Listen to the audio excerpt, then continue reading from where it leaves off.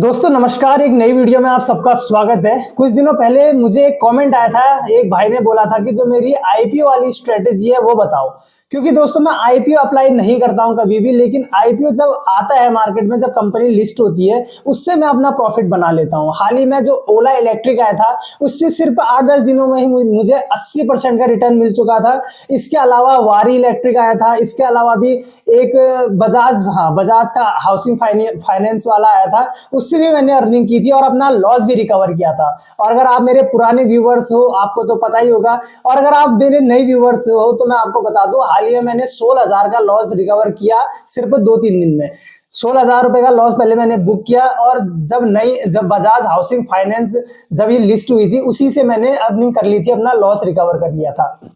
तो देखिए दोस्तों, मैं ना ही कोई स्क्रिप्ट लिखता हूं और ना ही मैं इधर उधर से कोई रिसर्च करता हूं। मैं जो भी चीजें आप लोगों को बताता हूं, जो मेरा खुद का एक्सपीरियंस है शेयर मार्केट में, जो खुद का अनुभव है, वो आप लोगों के साथ साझा करता हूं। तो आज की वीडियो में भी मैं आपको बताने वाला हूं कि जो मेरी आईपीओ वाली स्ट्रेटेजी, अगर आपको भी दोस्तों आईपीओ नहीं मिलता है, या फिर आप आईपीओ में अप्लाई करते हो नहीं मिलता, और या फिर आप अप्लाई करते ही नहीं हो, तो आप किस तरह से जो नई कंपनियां होती है मार्केट में लिस्ट, उससे कैसे आप प्रॉफिट अर्न कर सकते हो, आज की वीडियो में हम जानेंगे। तो आज की वीडियो को लास्ट तक जरूर देखिएगा, आपके काफी काम की होने वाली है।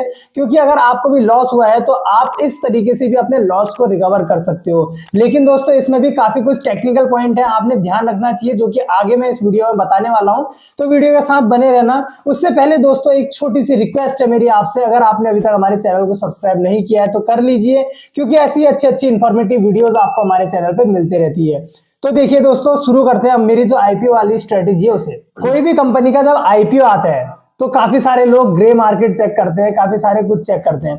तो देखिए ठीक है, अपनी रिसर्च है आईपीओ अगर आप अप्लाई करना चाहते हो, लेकिन अगर आप आईपीओ अप्लाई नहीं करते हो तो कभी भी जब कंपनी लिस्ट होती है मार्केट में, वो होती है, उसमें ट्रेडिंग स्टार्ट होती है 10 बजे से। वैसे नॉर्मल मार्केट शुरू होती है, ओपन होती है सुबह 9:15 में स्टार्ट हो जाती है, ट्रेड लेना आप चालू हो जाता है। लेकिन मान लीजिए आज मार्केट सुबह 9:15 में ओपन हुई, तो कोई भी कंपनी अगर आज लिस्ट होने वाली है तो वो सुबह 10 बजे होगी, यानी कि 10 बजे से ट्रेडिंग स्टार्ट होती है उसमें। तो कोई भी कंपनी अगर लिस्ट हुई है 10 बजे, तो आपने चौकन्ना रहना पड़ेगा। चौकन्ना कैसे?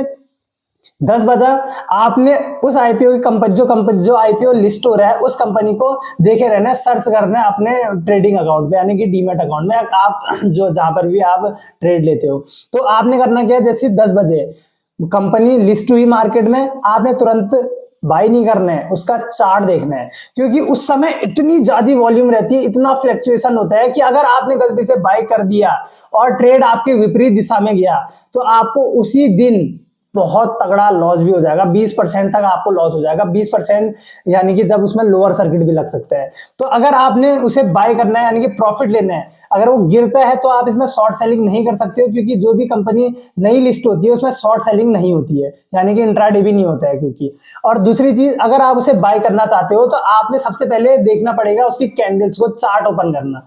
अब यानी कि मैं भी ऐसा ही करता हूँ, चार्ट ओपन करता हूं मैं। अब उसमें मैं सबसे पहला टाइम फ्रेम यूज कर देता हूं, क्योंकि उससे पिछला तो मुझे दिखेगा नहीं। तो सबसे पहले मैं ये देखूंगा कि अब जो कैंडल है वो बन कैसे रही है। 1 minute, 2 minute, 3 minute, 4 minute, 5 minute wait करता हूं मैं 5 मिनट का। तो 10:05 जब हो जाते हैं तो उसमें मैं ट्रेड लेता हूं, अगर बुलिश कैंडल बनी हुई है तो। और उसका स्टॉप लॉस में रखता हूं कम, जो कैंडल है उसके लोअर पॉइंट में। यानी कि मान लीजिए 5 मिनट की कैंडल बनी, एक अच्छी बुलिश कैंडल, यानी कि जो मेरा सेटअप है बुलिश कैंडल का, मैं उस पर अपनी एंट्री बना लेता हूं। अब एंट्री तो मैंने बना ली, लेकिन अगर ट्रेड हमारे अपोजिट जा रहा है तो जो नेक्स्ट 5 मिनट की कैंडल क्लोज होगी और वो हमारे लोअर पॉइंट से, जो पिछली कैंडल जब हमने बाई किया था उसके लोअर पॉइंट से नीचे अगर क्लोज हो जाती है, तो फिर मैं एग्जिट कर देता हूं। तो सेम आप भी कर सकते हो दोस्तों। अगर कोई कंपनी लिस्ट होती है मार्केट में, सुबह 10 बजे तैयार रहिए, 5 मिनट की कैंडल का वेट करो, अगर बुलिश कैंडल बनती है तो आप उस पर बाई कर सकते हो।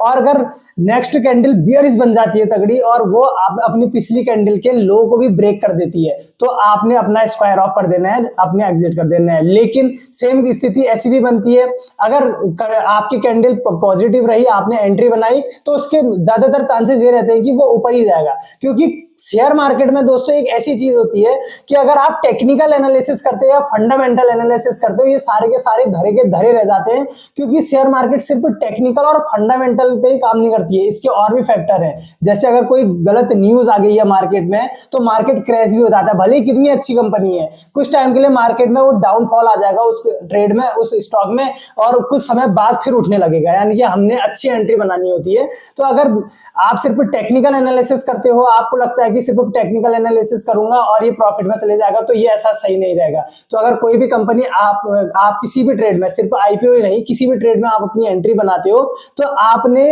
हमेशा अपना टारगेट फिक्स रखना है कि इतना अगर मुझे मिल जाता है तो इतने में तो मैं बुक कर लूंगा, लेकिन इतना पहुंचने के बाद अगर वो और ऊपर को जाता है तो उसे जाने दो, लेकिन जहां पे आपका टारगेट था तो ये समझना अगर वो नीचे को आता है तो उतने में तो मैंने एग्जिट कर ही देना है। यानी कि मान लीजिए 5% का मेरा अपना टारगेट है प्रॉफिट अर्न करने का, वो चले जाता है 10% में। अब मैं सोचता हूँ यार 10% तो अभी ये 15% भी जा सकता है, मैं वेट करता हूँ, तो अब वो 15% तो नहीं जाता है, बाहर के आसपास गया, फिर वो नीचे को आने लगा, तो 5% में तो मैं कैसे भी एग्जिट कर दूंगा, यानी कि 5 से नीचे आ गया तो फिर वो अपने लिए नुकसान है, क्योंकि मेरा टारगेट तो 5% का ही था। तो उम्मीद करता हूं कि समझ में आ गई होगी इस वीडियो में मैंने जो भी बात आपको बताई। देखिए जो आईपीओ वाली स्ट्रेटेजी है उसमें भी आपने सेम यही चीजें अप्लाई करनी है। 5 मिनट वेट करो, एक बुलिश सेटअप बन रहा है आपका, अपनी एंट्री बना लो, और अगर वो आपके अगेंस्ट चली गई है तो अपना जो मैंने अभी आपको बताया उसके हिसाब से अपना स्क्वायर ऑफ कर दो। लेकिन दोस्तों आप वेट करते हो, आपको लगता है सिर्फ टेक्निकल है, यहां पर सपोर्ट है, यहां पर रेजिस्टेंस है, इनमें काम नहीं करेगा, क्योंकि वॉलेटिलिटी इतनी तगड़ी रहती है, इसमें इतनी ज्यादा रहती है कि कब आपको लॉस हो जाए तगड़ा वाला आप सोच नहीं सकते, बहुत ज्यादा लॉस भी हो जाता है इसमें। और फिर नई नई कंपनी है, अगर कंपनी बेकार रही, जैसे ओला इलेक्ट्रिक ही देख लो, अगर जिसने अपना प्रॉफिट बुक नहीं किया, मैंने तो अपना प्रॉफिट बुक कर लिया था, लेकिन जिन्होंने अपना प्रॉफिट बुक नहीं किया 155-56 के आसपास बाई किया होगा, तो अब देखो 70 रुपए में आ चुका है। तो यानी कि ये समझो अगर ओला इलेक्ट्रिक को किसी ने 155-56 के आसपास बाई किया होगा और अभी वो 70 रुपए में चल रहा है, तो वो 50% से भी ऊपर उसको लॉस चल रहा होगा जिसने 150-55 के आसपास बाई किया होगा। तो इस तरह से दोस्तों अगर आप नई कोई कंपनी लिस्ट होती है उसमें भी अपनी एंट्री बना सकते हो, और लॉस एग्जिट करना आपको आना चाहिए, और आपकी जो साइकोलॉजी है, जो आपकी मेंटलिटी है, इमोशंस है, आपने उसको भी कंट्रोल करना है। ये सारी चीजें दोस्तों मैं आपको बताते रहूंगा, और लॉस कैसे आपने एग्जिट करना है,